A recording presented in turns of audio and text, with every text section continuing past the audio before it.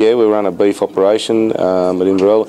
I guess to me it was the clarity of our marketing options. It was one of the biggest things that stood out. Buy with confidence. That's probably been the biggest thing we've learned. You can trade with confidence. You know what you've got to buy your next purchase for at a profit.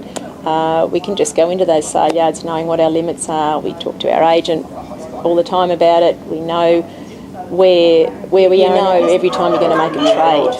You've covered those costs. You just can go in knowing you're going to make a profit. It takes the risk out of it.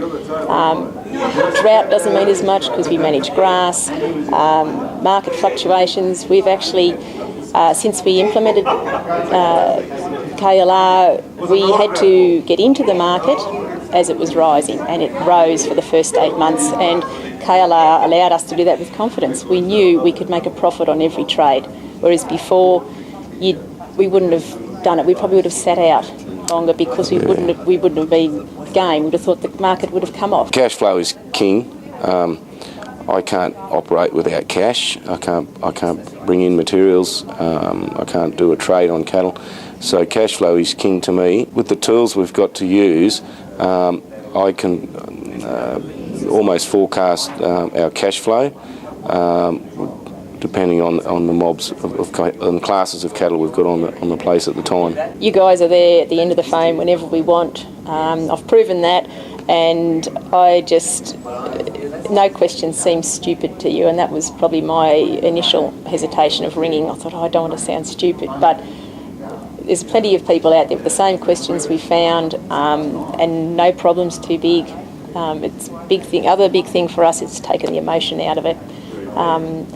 You get scared, you don't want to lose your favourites, it's a business. We need to run a business and we need to make a profit. KLR's given us that. It's taken away some of our bad habits too. I especially was focused on kilograms per day, and I got really upset if I didn't do a target.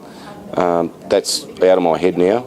I just want happy, healthy stock on the place so that the next person who wants to buy them can see them and say, hey, they're good cattle. They're good cattle to buy. We don't necessarily get paid for fat cattle all of the time. Yeah, and so it's sort of got me out of that mould as well. It's made me focus on opportunities.